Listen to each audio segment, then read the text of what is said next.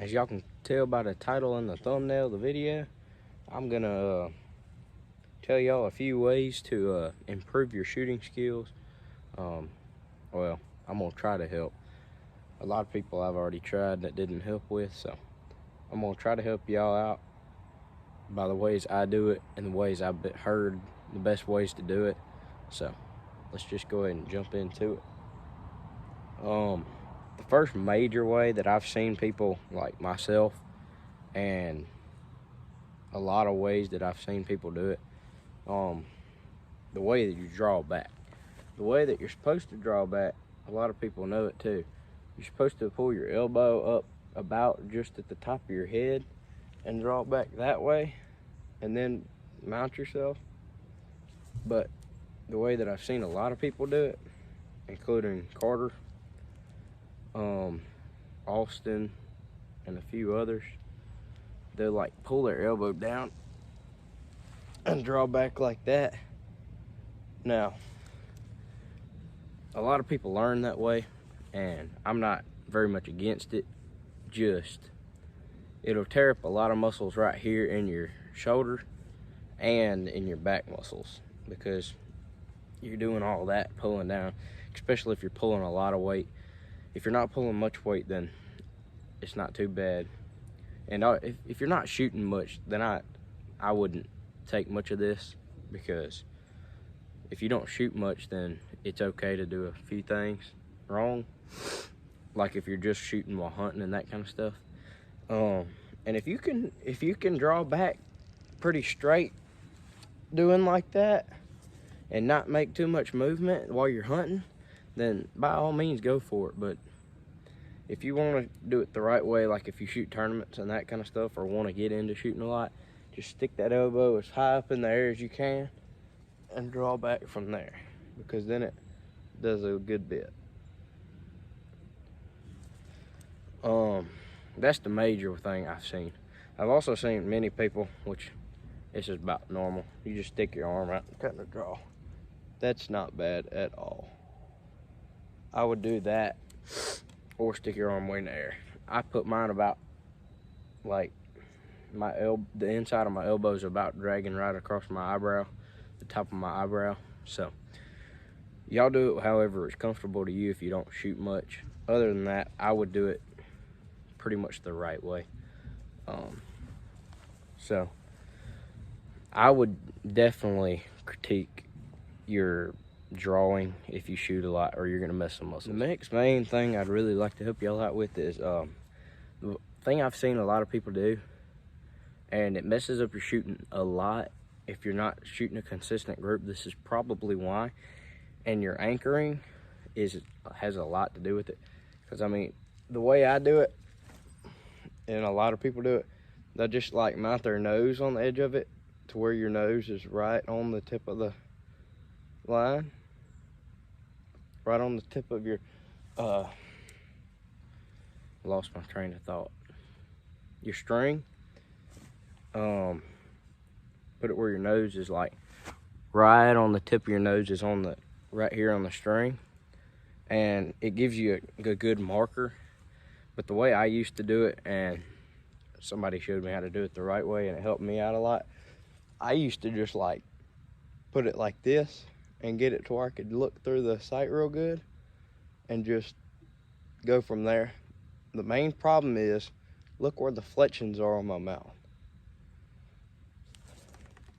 The fletchings of my arrow were right here on my mouth, pushing up against my face, which means as soon as it leaves the string, it's gonna kind of kick. It's gonna kick that way, so it's gonna hit left more than it's gonna hit right.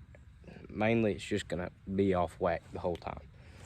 So find your anchor point. A lot of people have those little mouthpieces that go right there in your mouth, or some people put it right there in the crease of their nose. I've seen all kinds of them.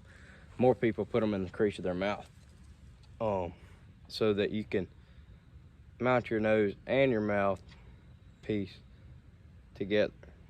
I don't even have my mouthpiece close to that. It's all just where my nose is. So that's another major thing to help y'all, is just put that line on the edge of your nose, and it'll help your anchoring out, and it'll give you a consistent group. of where your arrows are when you shoot. So moving on to number 3. The third thing is not really something you can do to change, like during the moment or something like that, which you're gonna have to move your peep for the last one. But the third one you're gonna have to do is your gap between your fletchings and your nock, because mine is a whole lot farther than my grandfather's is because of the way I mount it on my face, so that you can keep it away from your mouth. Like if I stuck my lip out, I can hit that fletching because it's so close to my face. But I'm just off the edge of it to where it's not hitting anything. So I would definitely check your gap and keep it away from your mouth, because if your fletching hits your mouth, then it will throw it off majorly. So I would definitely take a look at that, or if you know anybody that knows anything about bows, ask them to change it to where you are, so you can draw back like a non-fletched arrow or something like that, and it'll and he can mark a spot, or she can mark a spot to where the fletchings need to be, so that you are good to go. Well, I'm gonna do one more just because I really thought about it and I think it's very needed, but it's where your hand needs to be on the grip. Some people just grab it like that, just get a good grip on it and draw back. That's how I used to do it, and now it just feels really weird and I'm way more shaky. And like I said, if you're hunting or something like that, and it's not that big of a deal. But a lot of people that'll tell you, you have the really thick part on your hand right here where you can see all your veins really well, and you do like that, you can see where the crease in your hand is. You can see where the crease of your hand is right here, and you can do like this, like you're about to hold the bow, and you can feel the crease right there, and there's that one little line everybody got right there. You're gonna put the where you hold the bow, you're gonna hold it right on the edge of that line, and you'll be able to feel that none of this is being touched, but this right here, it's setting right in there. So you're gonna try to do it right there, and you'll have a better grip, and to me, you'll hold it way more steady. Here's an example of that. See how I have it right there? See, a lot of people, they'll just tuck theirs back, they'll just leave them out, or they'll set them right there on the edge.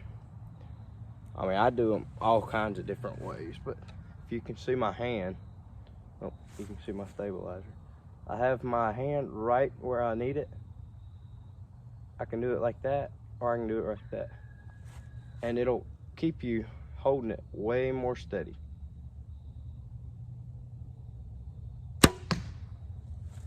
And it just produces a very consistent shot. And I hope y'all